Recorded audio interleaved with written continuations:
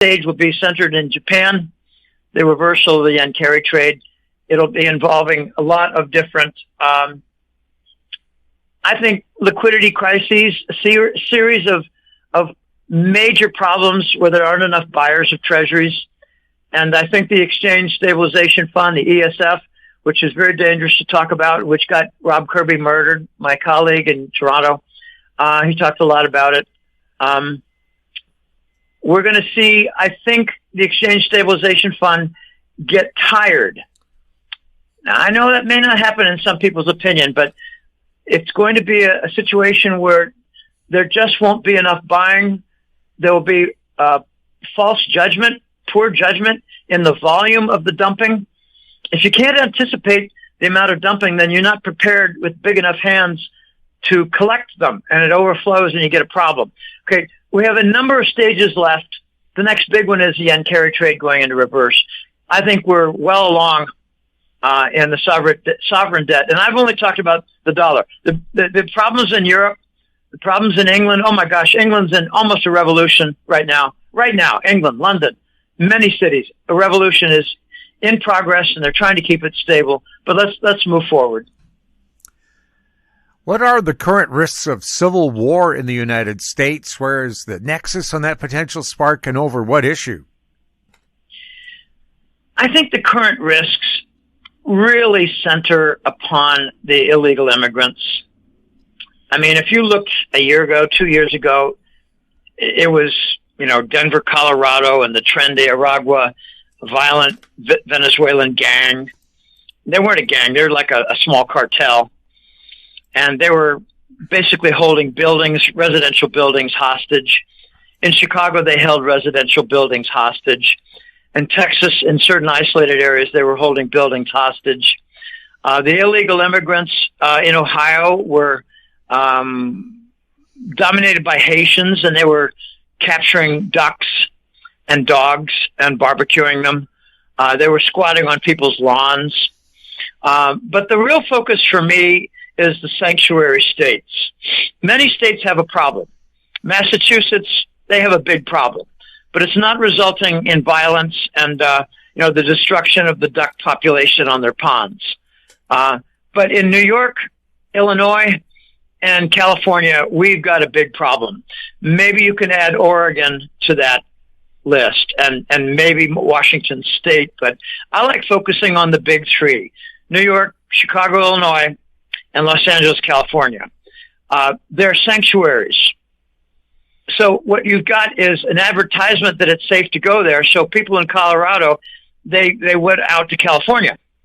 People in Ohio, they went up to Chicago. People in Connecticut and Massachusetts, they went down to New York because there was protection, because the governor offered them protection and sanctuary, because the mayors were permitting lawlessness. And they were saying, police, stand down. It's okay. It's just an illegal immigrant. He's only raping a woman. It's only an illegal immigrant. He's only robbing a home. It's only an illegal immigrant with a truck license, a commercial truck license, and he rammed into 6 cars. He can't read signs. It's only an illegal immigrant. He only caused 3 people to be killed.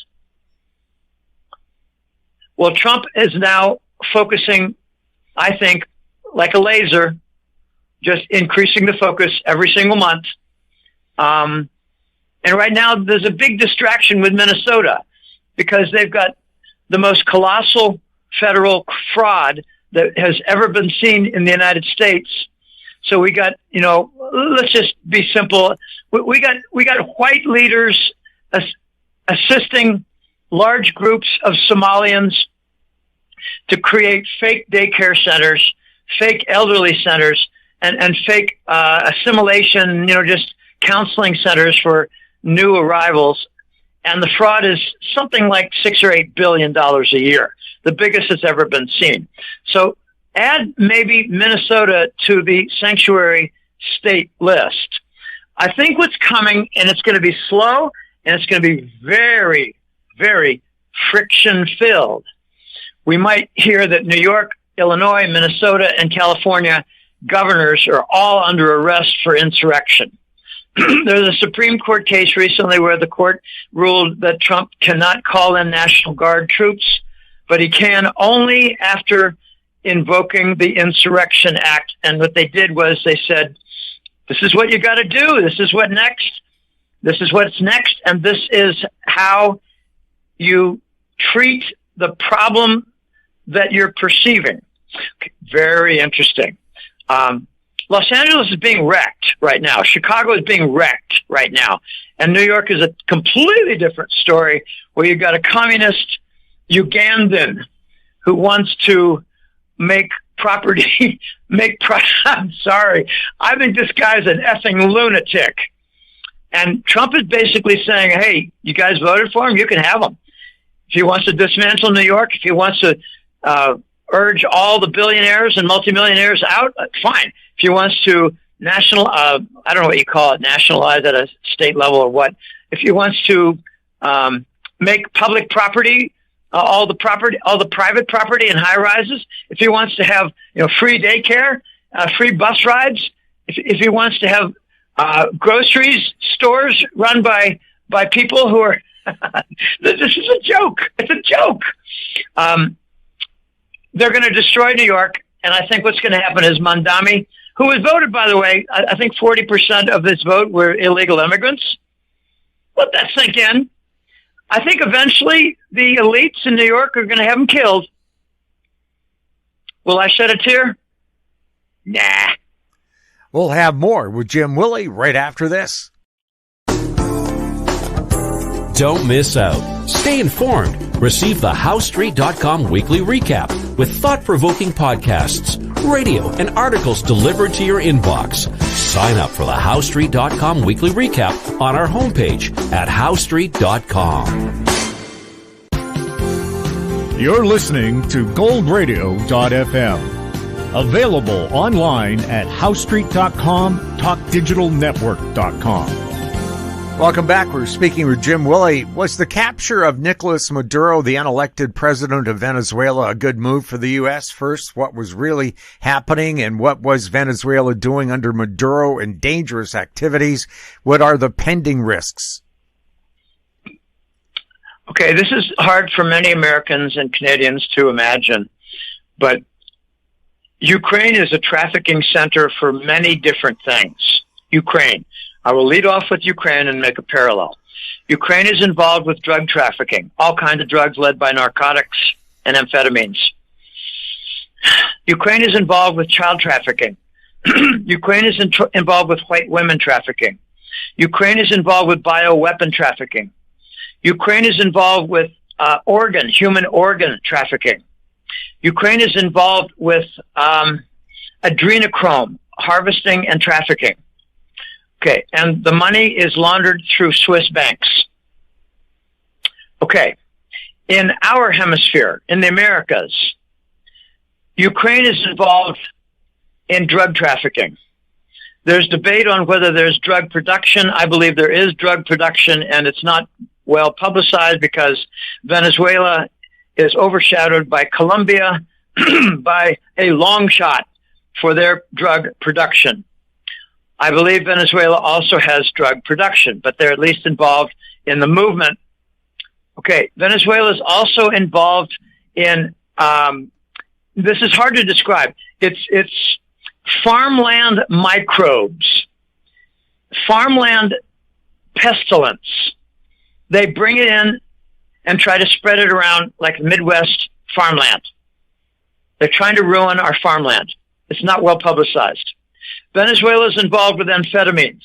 They're involved in bringing in fentanyl. By the way, it's not fentanyl. It's NYL. It's fentanyl. Okay. Venezuela is involved in the importation of fraudulent voting machines, in particular, Smartmatic. They were key for the 2020 election, a fraudulent election. Maduro was paid to assist with that, and paid well. Maduro was also involved in importing the drug gang. It's a small cartel called Tren de Aragua. It's T, little d, A, big A, TDA. They did a lot of hijacking, criminal activity, extortion, and holding hostage apartment buildings, etc. A lot of violence. They're a violent gang. So Maduro was paid millions of dollars by the Biden show. Okay. Maduro is involved in other criminal activities. What I have read is two particular types of criminal enterprise that does not get much publicity. Hired murders, murder kills for hire, but also kidnapping for ransom. He kidnapped some wealthy banker, kidnapped his daughter, his son, teenage kids, a 12-year-old coming back from school, pick her up and do a kidnap ransom for $5 million. This is what Maduro has been involved in. He's also been involved in skimming in the silver mines. So they arrested him.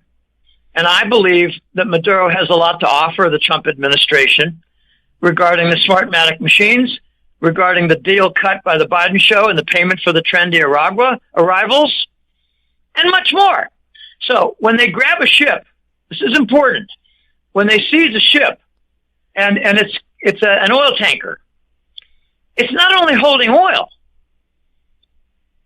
They've already determined that one oil tanker had a large cargo of box crates of weapons. AK-47s, grenades, pistols, ammunition. Okay, so they're using the ship. My question is simple to people. If there's a ship, and there's an opportunity to put some weapons on board and other contraband, whether they're drugs or whatever, you think they'll pass it up? It's free passage. Get a grip. Of course they will. All right, they've already found weapons. They found some drugs on the ships. And I won't go further. I don't think they're shipping kids. I don't think that trafficking is happening with the oil tankers. And in addition to that, there have been at least a half a dozen incidents where a little flotilla of 20, 30 speedboats going over 50 miles an hour. They got two giant motors, maybe three, maybe four, and they move along over 50 miles an hour.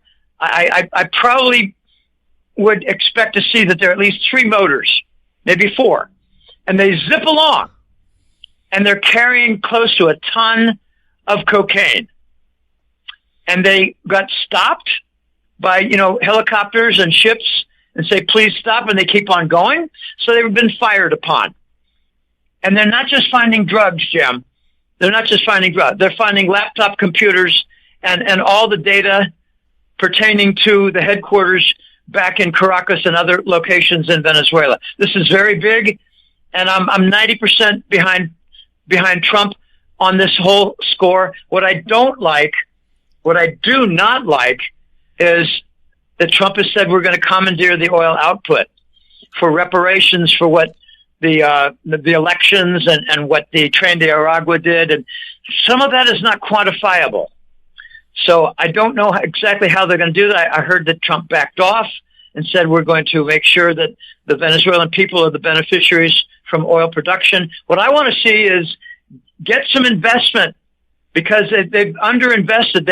They've overinvested in narcotics. They've underinvested in oil, their business. It's been going downhill ever since Chavez was murdered by Langley.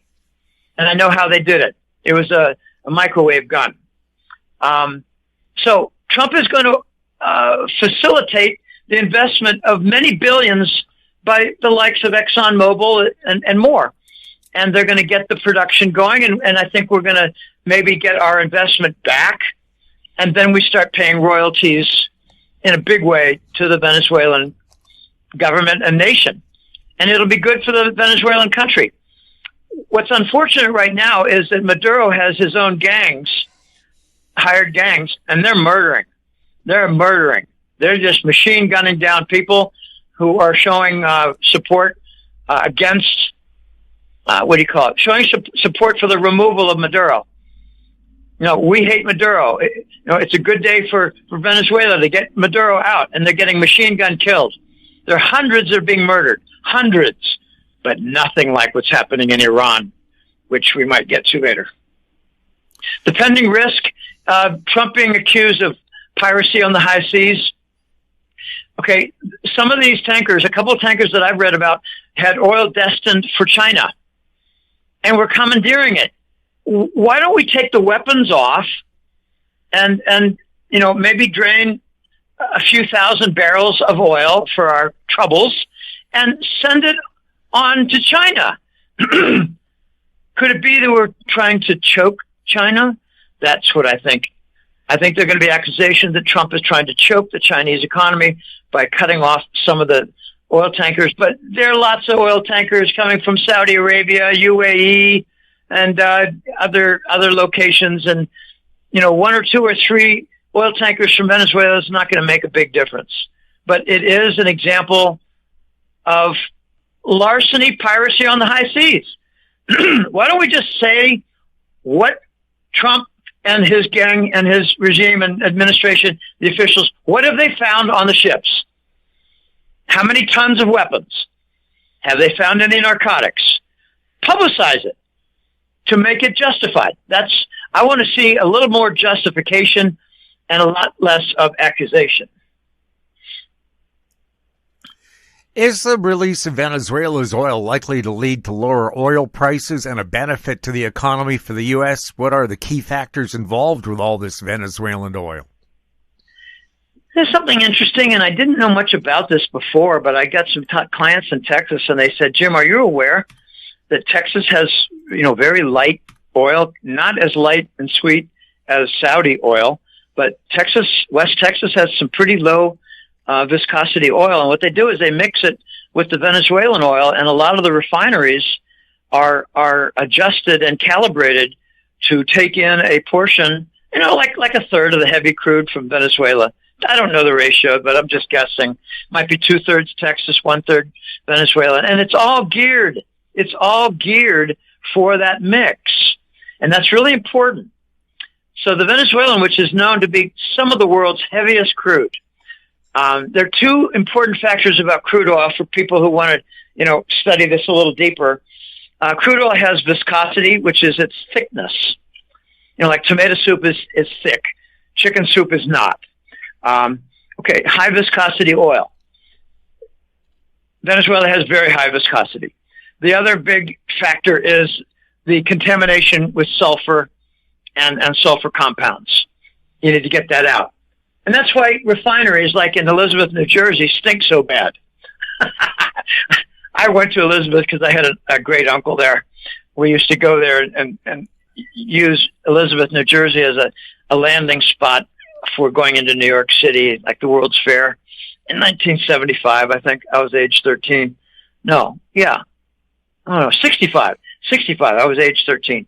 Okay. The factors, it might lower. Okay, I found it really quite interesting. I was watching the oil price in the following days, and I thought, well, there's a possibility that it could go up just from perceived crisis, but the oil price went down, and it has stayed down. It's not really a big problem. There's a rather mild market reaction to this Venezuelan issue. United States is going to get more of that oil. And what I want to see, honestly, I want to see ExxonMobil make a statement of what they're planning to do, do a feasibility study and then come out and say, next year we're going to invest $3 billion, $2 billion, $3 billion, $4 billion in upgrading certain valves and other things that are, corroded and whatever. But so far it's been kind of a mild response and good for the oil industry. Let's face it. Venezuela has done a shitty job in producing oil.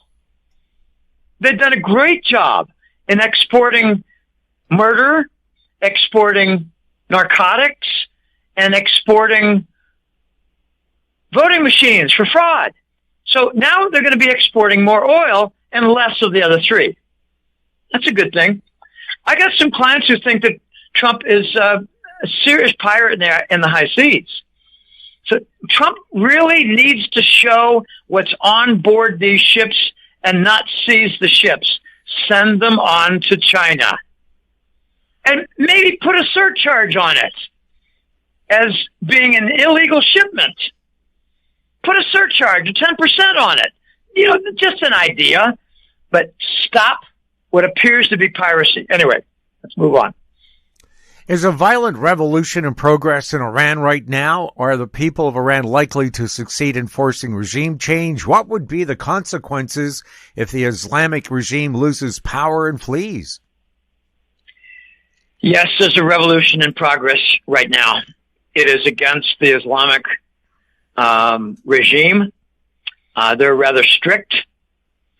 They're brutal in punishment. They don't permit much in the way of religious freedoms. They don't really allow too much freedom for women. They have exported a great deal of violence, and it's not much in the United States news and Canadian news, but they've got a lot of Iranian killers, hired killers, and let's just say extortion experts in the United States. What I'm hearing is the Shah of Iran. Okay, this is something that goes back to the 70s and 80s. The Shah of Iran was expelled. And it was 1980 that we had what was it, 400 days, 500 days of the Iran hostages. And only when President Reagan got into office in January of 81 was there an agreement to let them go and release and, try to normalize some level of relations. Okay. The Shah was involved. He got booted out. He escaped.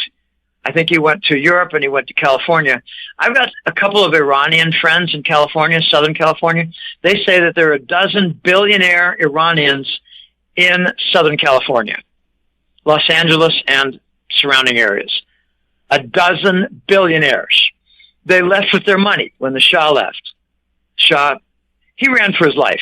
Now, the reason I bring up the Shah is that his son is now the standard bearer. So people are out there demonstrating that the son should take control. Let's just call it the prince, although it's not really called a prince. I don't know what to call the son of a Shah. I'm going to call him a prince. There's a lot of people out there with banners who advocate the prince taking power and the mullahs. That's their word for priests. The Islamic priests are called mullahs. The mullahs and the ayatollah. The ayatollah is their equivalent of a pope. So the pope, the bishops, and the priests, the people want them out. The people want them out of power and the son to install, I guess, a royal state as a temporary solution. They don't want Iran to become a kingdom. They want the prince to boot out the mullahs and the Islamics and bring about a temporary government, a transition government. That's what I was struggling for. So they could figure out exactly what they want to do. Redesign like a parliament, redesign certain officials, get the religion out of politics. But the people who are in the streets, and there are lots of cities in Iran, and I defy, oh gosh, let me just make a different kind of statement. If you were to put 100 people in the room and say, how many people can name 3 cities in Iran? I don't think you'll get a single one out of the 100. There are many cities in Iran. They've got a population of 92 million. I just checked. The people who are in demonstrations with banners about the prince, son of the Shah, they're getting mowed down by police and security officers with machine guns. I'm hearing that there are at least 50,000 dead. I'm not making these numbers up. 40 to 50,000 minimum, and that is just Iran's capital of Tehran and a couple of surrounding areas. If you add all the cities, and there's even more opposition outside the capital, they're getting mowed down with machine guns, unarmed protesters.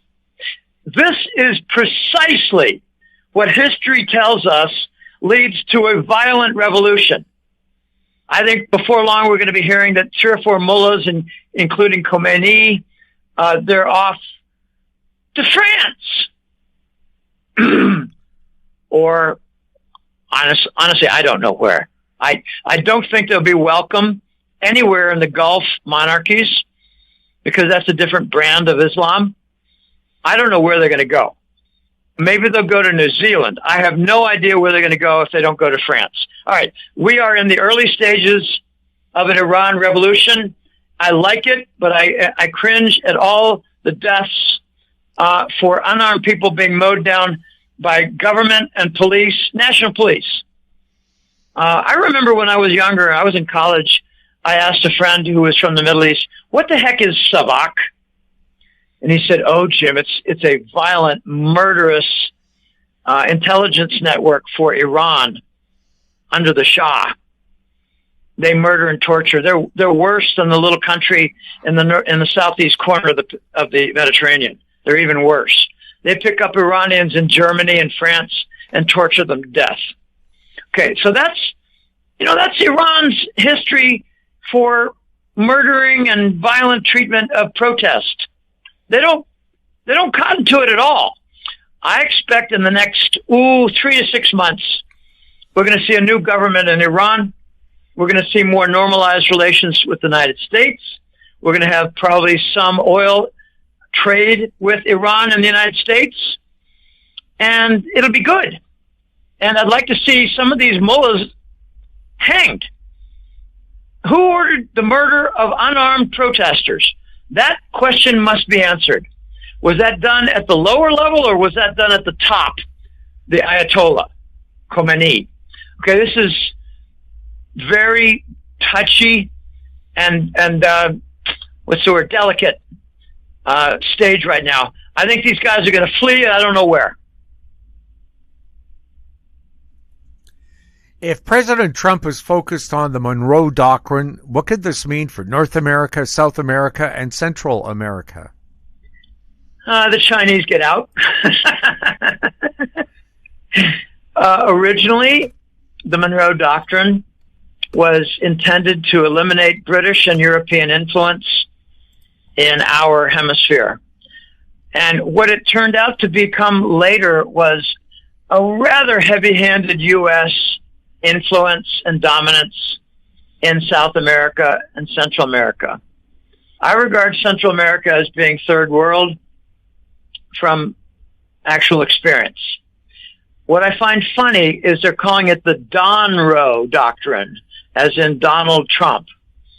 I think his objective is to get China out of the canal in Panama, get China out of Venezuela, along with the Russians. The Russians have the contract, by the way, in Venezuela to do oil production and upgrades. From what I understand, they've not done a lot of upgrade. They've basically been running the oil production, and it's not at an optimal level. The Chinese have had a role in Venezuela for finance, lending. And I don't want to get into the evacuation and some of the discoveries of Venezuela, but there's a lot going on there that does not meet the eye, and some of it includes silver. But Trump wants to get China out of, say, the ports of Chile for gold and silver, the ports of Ecuador, the ports of Bolivia, Chile, Ecuador. Oh, it's hard to remember all those countries. Chile, Peru. So along those Pacific coasts, we've got China buying 90% gold and silver ore. I think Trump is going to interrupt that. And you know, whatever was planned for a silver cartel with Mexico and those Andean nations in South America on the Pacific coast, whatever was planned for a silver cartel, forget about it.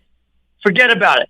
Trump right now is negotiating with the Mexicans to stop the export of gold and silver to China. And that's a great thing.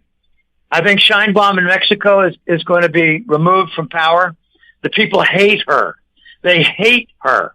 She's blaming Trump for all of their cartel problems, and the people are saying, hell no, it's you. The government has merged with the Mexican cartel. So, you know, in a short answer, it's to remove Chinese influence in the canal, in Venezuela for oil export and for silver gold export from the Andean nations, including Mexico. And I believe the Donroe Doctrine will be successful. This was a post on X. Venezuela was the appetizer, the cartels are the soup and salad, Iran is the entree, Canada and Greenland are the dessert. Your thoughts? Could be. Yep, could be, very much. We're on a roll for eliminating narco states, and we're on a roll for eliminating Chinese influence in our hemisphere. Greenland is very dicey. Greenland is a mysterious story.